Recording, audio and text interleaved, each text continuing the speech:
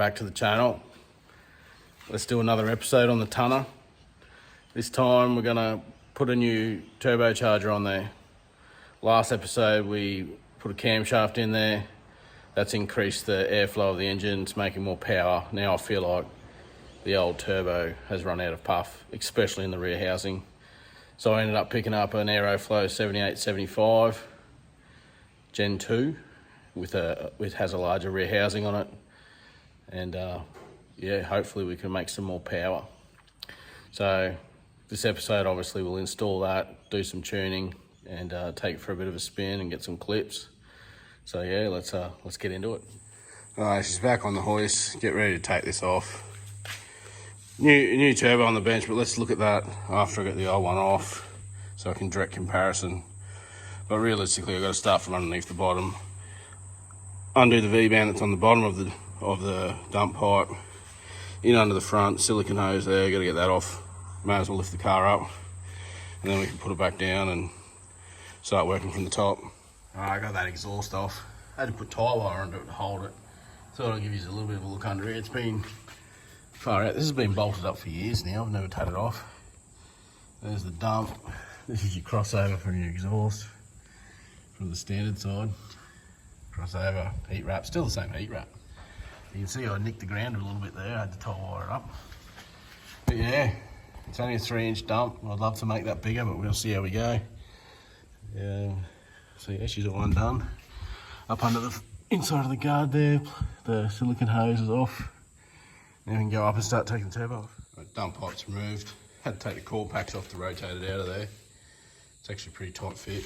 I don't really remember it being that tight. But anyway, she's out. And I've gone ahead and undone the signal hose or signal vacuum line to the solenoid, and undone all the bolts out of the back here. So now I can take the front housing off to expose the wheel. She's hooked on to something there. There's the wheel. But then now I can get in underneath here and get the oil drain bolts off because the housing's out of the way. It's a little bit of a puzzle to get it out, but yeah, it'll come. So, turbo drain -10 undone. Got the feed undone at the top. And then the 4 bolts into the exhaust housing, so I should be able to grab this center section and pull it free. You would think.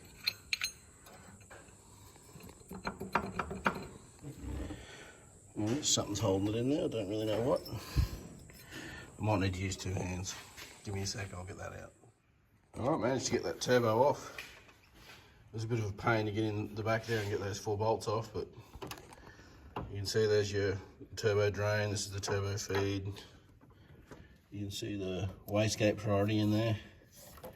Never had any issues with boost creep, which is good. And I'll put the old turbo back together so we can compare. Now this is my existing one was a VS Racing 7875.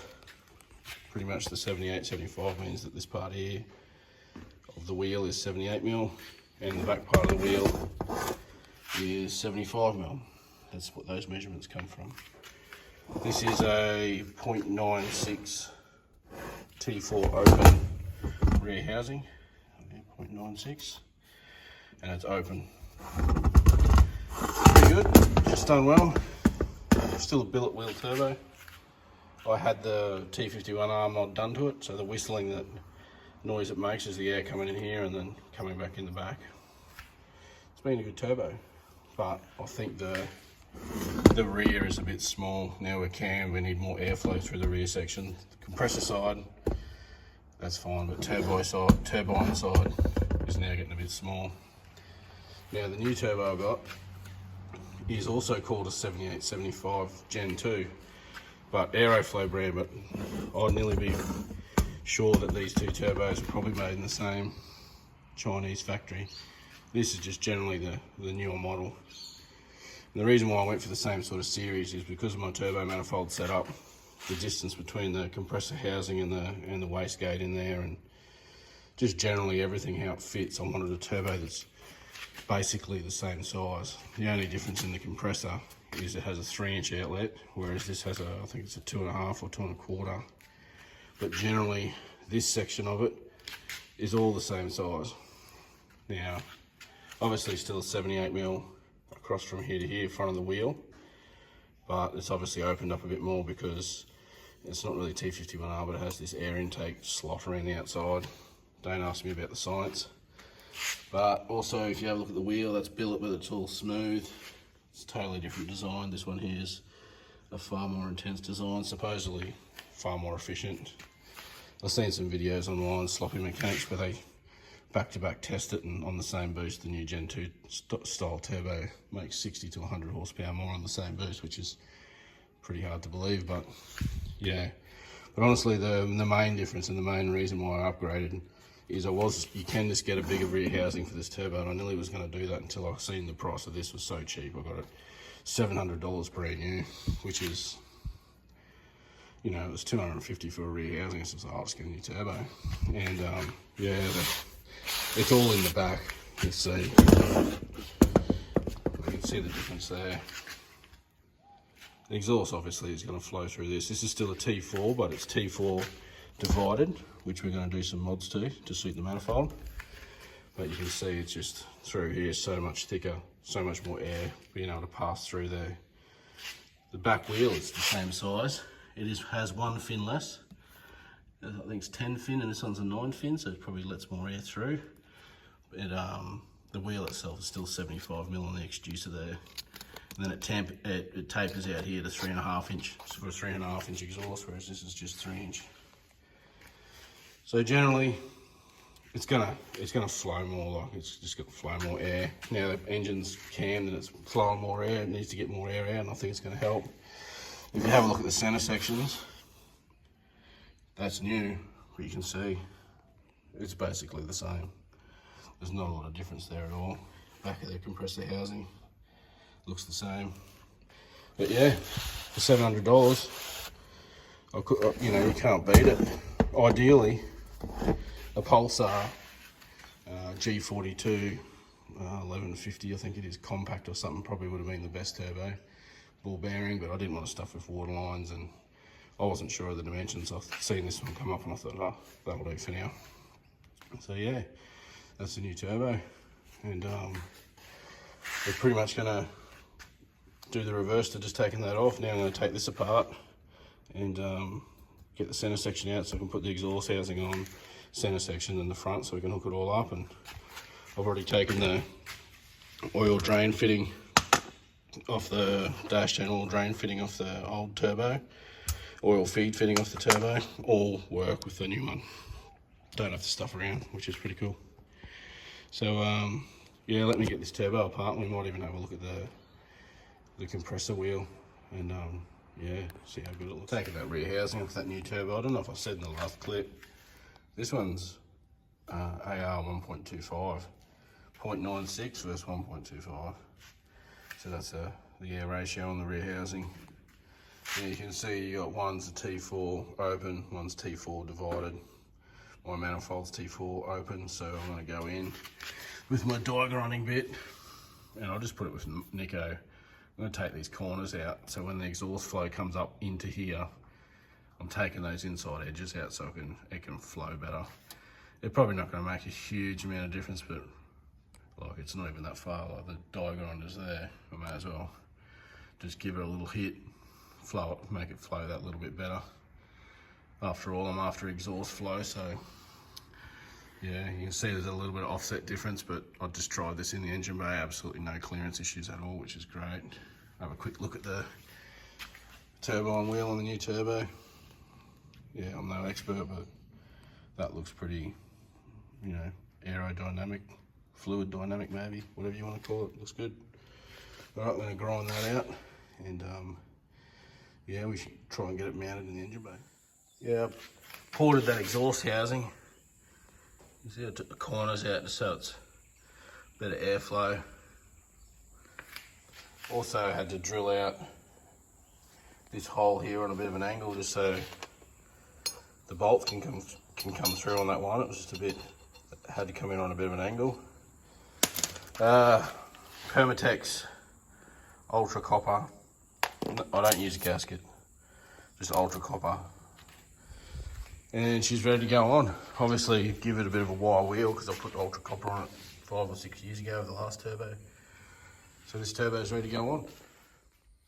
That exhaust housing's been bolted down now, and I've jumped ahead and started adapting the old exhaust for now. This is just a 3.5 down to 3 inch reducer. That's the existing dump pipe 3 inch. Obviously new V-band to suit. So I'm very interested to see how it feels, even reducing back down to 3 inch. But I'll weld that out. It's all set now, and heat wrap it, and we can move on to putting the wastegate in the front end. All right, she's all welded together. Ended up just using the good old MIG, nice and hot, and just pulse it. One tack behind the other one, just follow the glow all the way around. Obviously you get a bit of splatter with this old crap I had to grind off, but being all heat wrapped. Previously when I made the dump I used a TIG, but just MIG'd it. Looks good, gonna be under the wrap. Got a fresh roll of wrap for it, so give it a coat of heat paint, wrap it up. While I'm waiting for the heat paint on that dump pipe to dry so I can wrap it, I'm just prepping this wastegate. Had to pull the cap off to expose the spring inside. It's packaged with a 17 psi spring. Also comes with 7 psi and 14 psi. Generally with the boost controller you can double your spring pressure for your boost. So I'm just going to run the 7 psi, and I can, with the boost controller, run up to 15 psi on there anyway worth of boost. So I'll whack this back together and probably going to install it in there now before I put the rest of the turbo in. Just better access to get down in here, get the screamer pipe down there. So I'll go ahead and do that, and we should be able to wrap the dump soon. Oil drain, new gasket, bit of ultra blue gasket maker, make sure there's no leaks, and wastegate, new wastegate and plumbing, hook back up, position tight. Gonna put that center core of the turbo in now. With that turbo back on, I put the compressor cover on, and you can see that white line I traced around it. I have to make the little hole in the guard slightly bigger. The turbo sits a little bit more forward. I'm gonna cut that out and smooth it out now. All right, finished up cutting that relief in the inner guard for the larger compressor housing and that larger compressor housing offset. So I know that lines up now. Thought I'd give you a bit of a look at the compressor wheel. It's definitely a lot wilder design compared to the Generation 1, 78, 75. But yeah, there's still more work that needs to be done to this compressor housing before I can install it. Now, one thing that this turbo didn't come with is an allowance for a boost signal nipple. So I'm gonna have to drill and tap a hole somewhere here to put the signal in. Obviously your signal for your boost controller, the best location is in your compressor housing. And also I've got a Aeroflow turbo guard, and they suit 3, 4, 5, 6 inch or whatever. This measures 105 mil, so it's a tiny bit over 4 inches. So I can squeeze it. I can squeeze it on, but it sits a bit funny because of this lip. They got this machine lip on here, probably for, I don't even know why, but there's never any pressure on that for a compound setup maybe. But yeah, I'm actually going to cut that off just behind here. That way, turbo guard slides straight on, and it should be ready to go. So I was going to cut it off with a grinder. Maybe use a belt sander to get it nice and flat, file the inside, file the outside, tidy it up.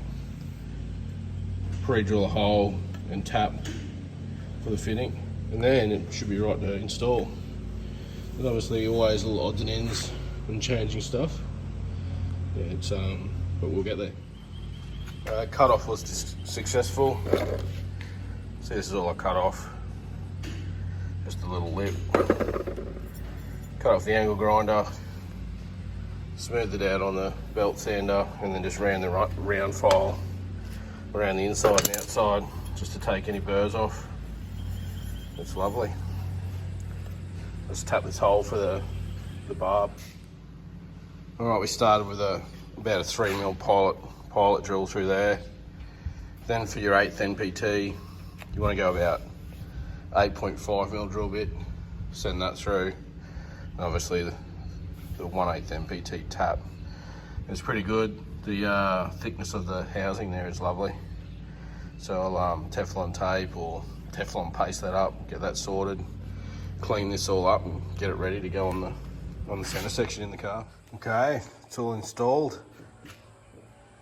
All boost controllers all hooked up. I wrapped the dump pipe and put that in. And I'll just use a bit of tie wire to hold it at the end there.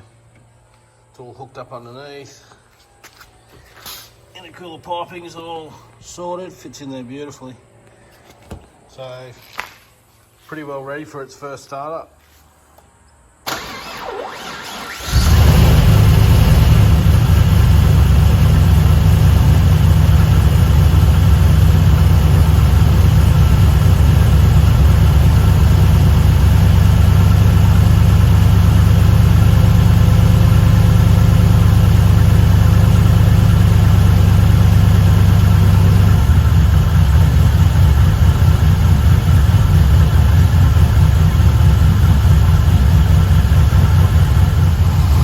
Running around, making sure that there's nothing leaking. Have a look under the drain there, make sure there's nothing leaking.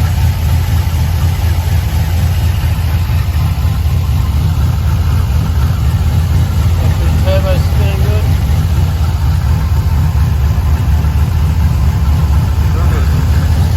I can't hear any exhaust leaks, which is great.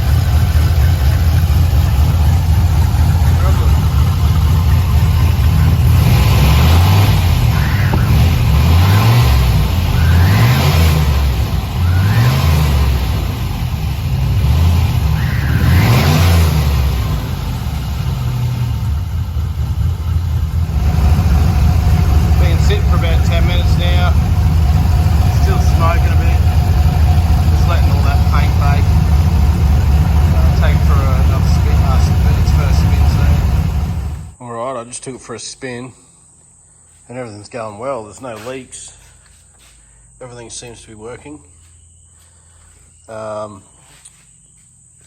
Just to start with, it's 1,000 RPM lag here. So with that boost curve and with the lag on the VE table in HP tuners, it would force that to be rich because it's less boost as well, but later on in the RPM. So yeah, compared to the map. So I knew I didn't have to have the wideband in there yet. I knew it would be safe to give it a hard time and check the boost. So yeah, it probably comes on now at close to 4,000 with the manual.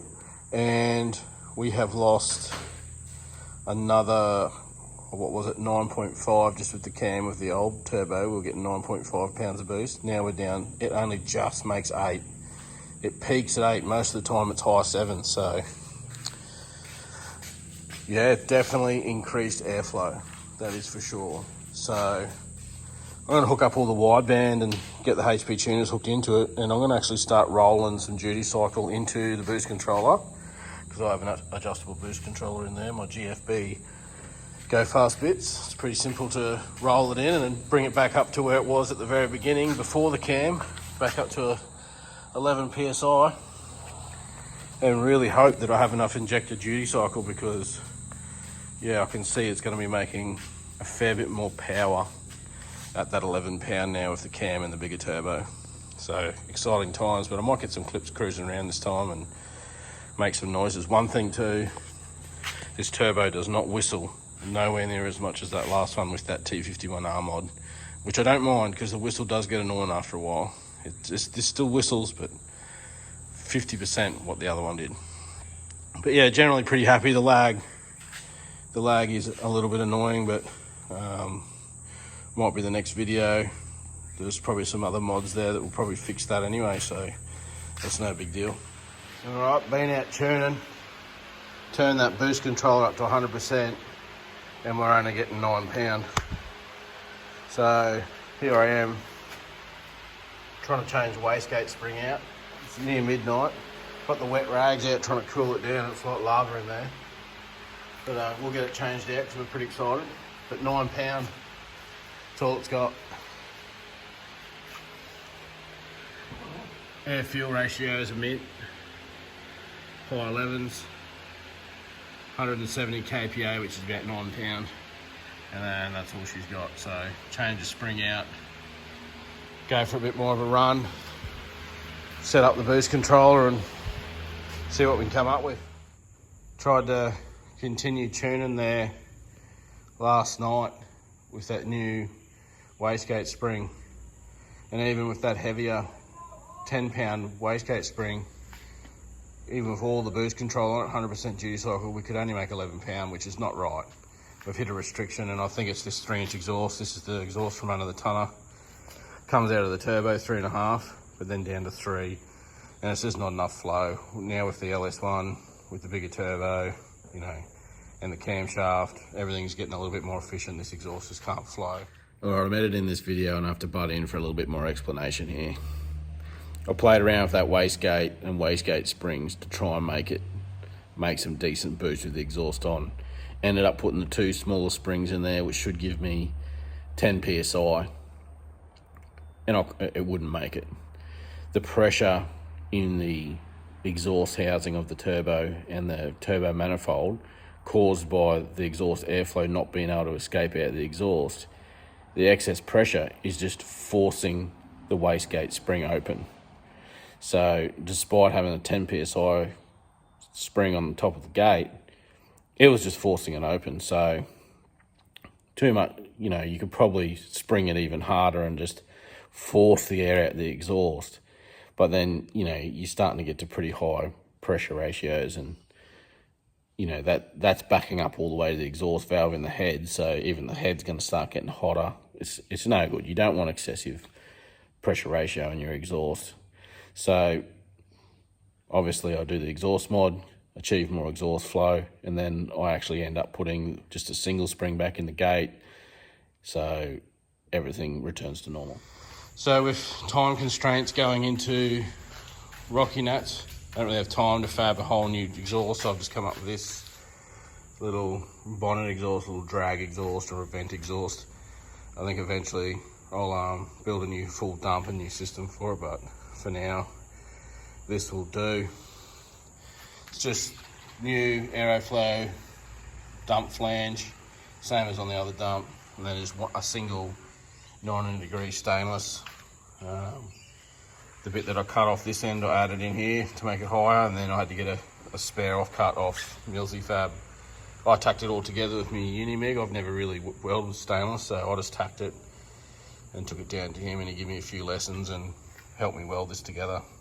Obviously new stainless sensor bung in there as well for my wideband. You can see in there, excuse me. But yeah, it should give us all the flow now. Should be able to make some more boost. Yeah, it's from having to breathe through that to only having to breathe through that is a fair bit of difference in flow. It is a bit noisy. Let's start it up. You can give it a bit of a listen.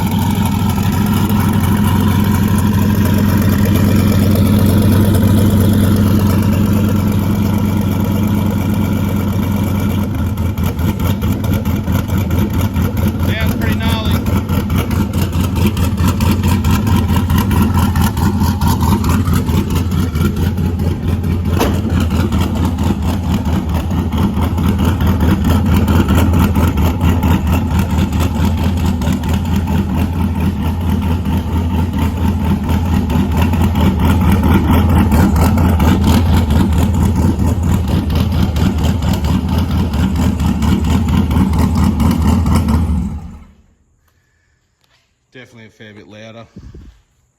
Probably doesn't help in the shed here echoing, but yeah, plenty more flow, that's for sure. So hopefully we see some fireballs out the bonnet. But anyway, let's get back into tuning now. We should have all the flow, get all the boost, and see how we go. All right, we're out tuning the tonner with the new bonnet exhaust, the new turbo. Straight away we've noticed it's just lean everywhere. Look, we're only at 4 pounds of boost, or 4.5 pounds of boost, 135 kPa, and we're already starting to push the 12s. So even through the middle there, just that airflow through that turbo is just increased, so there's just not enough fuel. So it's going to start making blanket changes to the VE table to compensate until we get close, then I'll fine tune it. Alright, going for boost setting 2, add some more fuel, going for 9 pounds. See how we go. 63% duty cycle, which might be brilliant. Second gear.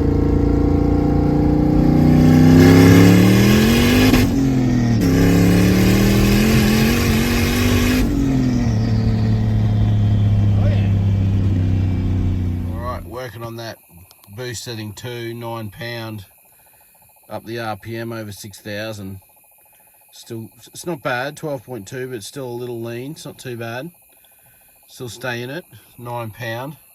And just so you can have a bit of a look to see the fueling difference.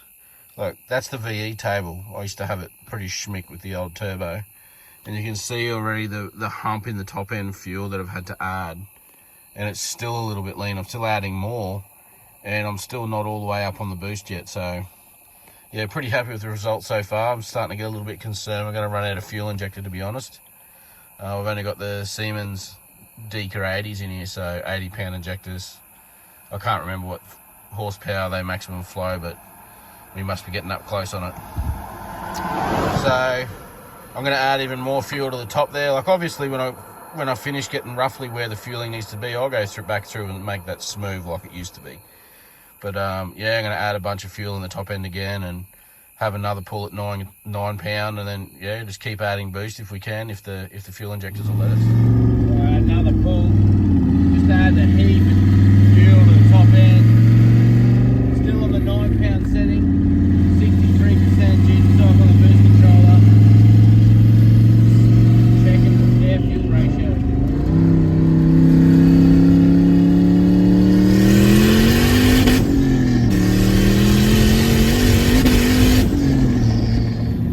Alright, we're good for fuel on 9 pound. It was 11.7, 11.5, a little bit rich, so now I've actually gone to setting 3 on the boost controller. 75% duty cycle. See how much fucking boost it makes. And see what the air fuel ratios are. Here's another pull.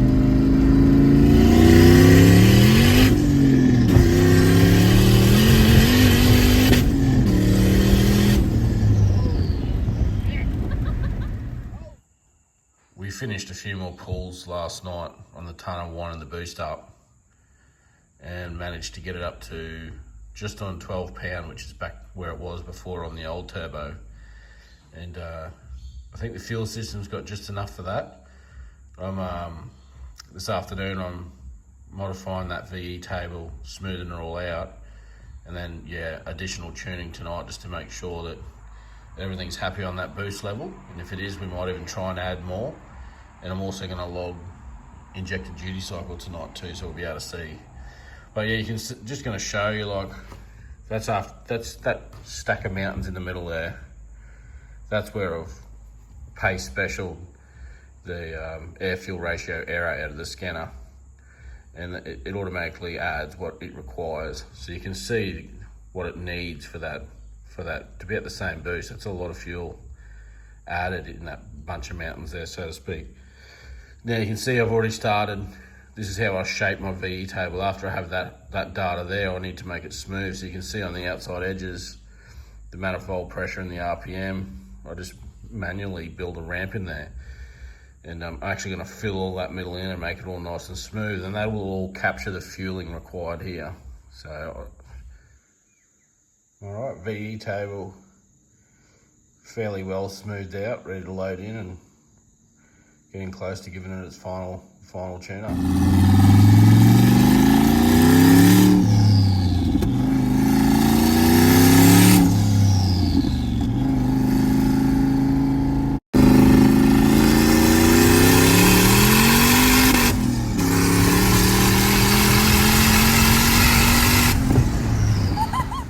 Alright, even after that VE table, all that fueling, we're still going a bit lean. The air fuel ratio's up there at not even 6,000 revs. I got out of it.